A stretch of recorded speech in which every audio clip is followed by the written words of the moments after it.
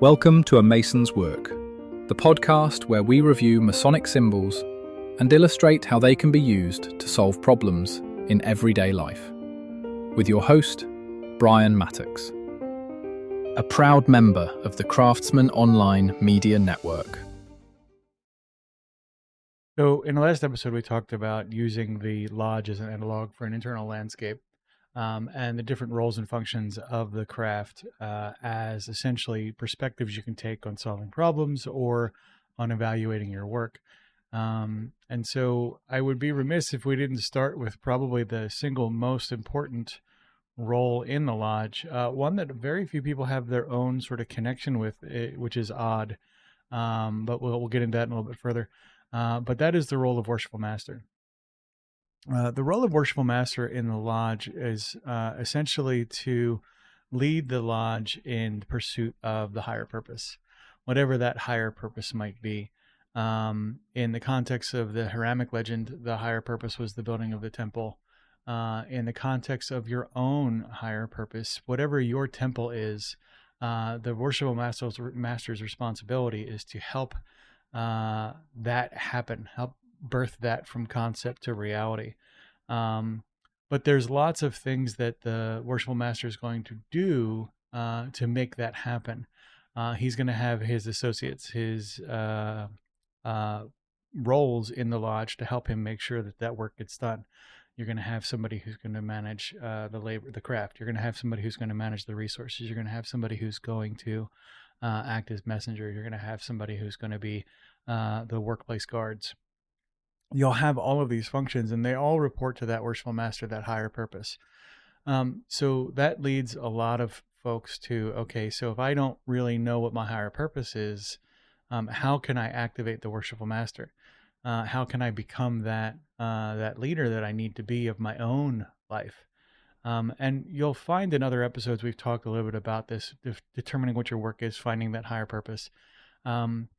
Your life's work might be, for now, if you don't have that sort of temple well defined, might be to actually set time aside to find what your temple is, to find out what that work is for you. When you sit down to do this, you're going to need to call on the rest of the craft contextually there. But the things that you'll know, the indicators that you'll have that you're doing it right, is that when you do sit in a place of stillness, the work that you're considering, the work you're pursuing, does resonate with you in a meaningful way. You don't get bored of it. You don't. It's not novelty. It's not like you're chasing yet another shiny object. It tends to your higher calling tends to energize and enervate you as opposed to deplete you.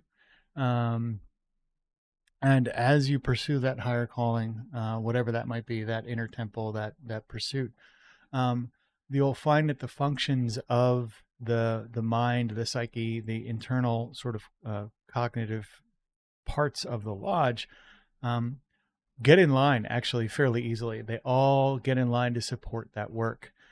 It doesn't require you to bully your own attention, for example, to do the work. It doesn't require you to hide all of the distractions. It will, that's not to say you won't do that as well, but it will, when you find your life's work, when you find that temple for yourself, it will tend to have its own sort of gravity that pulls all of your other sort of functions together to help you achieve that. And then the Worshipful Master can sort of better, sitting as Worshipful Master as a function, can better organize and prepare using the other tools of the craft. So we'll get into more of kind of the application of this in future episodes. But one of the things to really sit with as Worshipful Master, when you do sit down in reflection and meditation, is to evaluate your life's work, what your objective is. And I do believe everyone has one.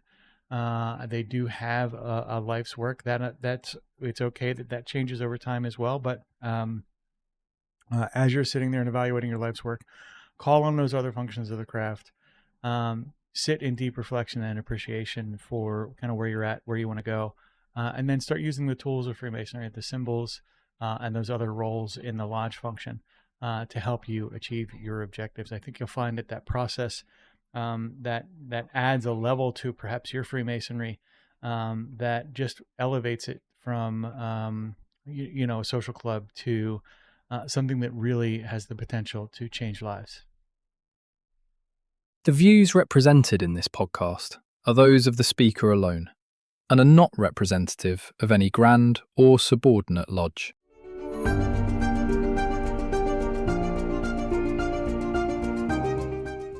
Hi, Brian here. I wanted to thank you so much for listening to this episode. If you have any suggestions or guidance for further episodes you'd like to see or hear, whatever the case may be, please don't hesitate to reach out to me at amasonswork.com, and we will try and incorporate your suggestions into a future recording. Thanks.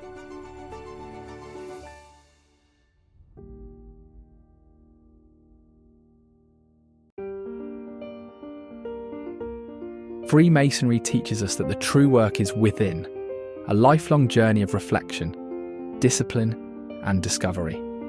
At A Mason's Work, we help Masons bring out their best selves through meaningful self-inquiry and symbolic practice.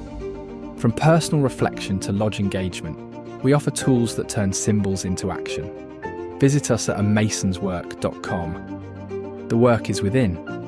The time is now.